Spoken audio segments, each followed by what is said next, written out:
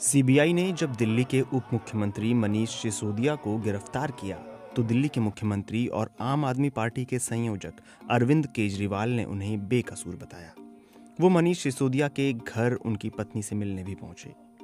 इससे पहले जब पिछले साल अगस्त में मनीष सिसोदिया के घर पर सीबीआई ने छापे मारे तो केजरीवाल ने उनका जमकर बचाव किया था।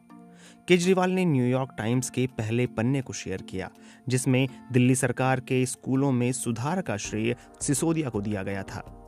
केजरीवाल और सिसोदिया की दोस्ती काफी पुरानी है। आम आदमी पार्टी में अलग अलग क्षेत्र से कई लोग आए और पार्टी की नीतियों से मतभेद की वजह से अलग भी हो गए। लेकिन मनीष सिसोदिया शुरू से ही पार्टी में नंबर 2 की हैसियत में थे और आज भी पार्टी में उन्हें कोई रिप्लेस नहीं कर पाया है। केजरीवाल और सिसोदिया का साथ 2006-07 से ही है। दोनों दिल्ली में झुग्गी झोपड़ियों में रहने वाले लोगों के लिए काम कर रहे थे। वरिष्ठ पत्रकार प्रमोद जोशी बताते हैं, केजरीवाल और सिसोदिया दोनों सामाजिक क्षेत्र में काम कर रहे थे, लेकिन 2011-12 के दौरान जब आम आदमी पार्टी के गठन की तैयारियां चल रही थीं, तो सिसोदिया केजरीवाल के सबसे करीबी बनकर काम कर रहे थे। एक सामाजिक कार्यकर्ता और पत्रकार से दिल्ली के डिप्टी सीएम पद तक का सिसोदिया का सफर काफी दिलचस्प रहा है। 1998 में अरविंद केजरीवाल ने परिवर्तन नाम से एक एनजीओ बनाया था। उस समय मनीष सिसोदिया टीवी पत्रकार के तौर पर काम कर रहे थे। उन्होंने इस एनजीओ पर एक स्टोरी की।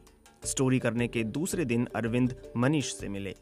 इसके बाद दोनों के बीच दोस्ती हो गई। फिर एक वक्त आया जब मनीष सिसोदिया नौकरी छोड़कर पूरी तरह अरविंद केजरीवाल के साथ मिलकर काम करने लगे। केजरीवाल सरकार स्कूली शिक्षा में सुधार को शोकेस करती है। इस सुधार का बड़ा श्रेय दिल्ली के उप मुख्यमंत्री और शिक्षा मंत्री मनीष सिसोदिया को ही दिया जाता है। विदेशी अखबारों में भले ही स्कूली शिक्षा में सुधार के इस पोस्टर बॉय की तारीफ हुई, लेकिन घर में वह घिर गए। 22 जुलाई 2022 को दिल्ली के उपराज्यपाल विनय सक्सेना ने दिल्ली सरकार की 2021 की एक्साइज पॉलिसी की सीबीआई जांच कराने के आदेश दिए थे। सीबीआई के सूत्रों के मुताबिक इस पॉलिसी के तहत कोरोना महामारी की वजह से शराब बिजनेस को हुए घाटे का हवाला देकर लाइसेंस फीस खत्म कर दी गई थी। इससे दिल्ली सरकार को 140 करोड़ रुपए का घाटा हुआ।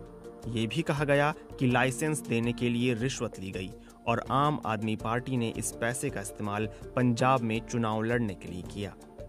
इस रिपोर्ट के आधार पर उप राज्यपाल ने सीबीआई जांच का आदेश दिया था। सीबीआई ने मनीष सिसोदिया के घर पर छापे मारे। एफआईआर में सिसोदिया समेत 15 अभियुक्तों के नाम दर्ज हैं।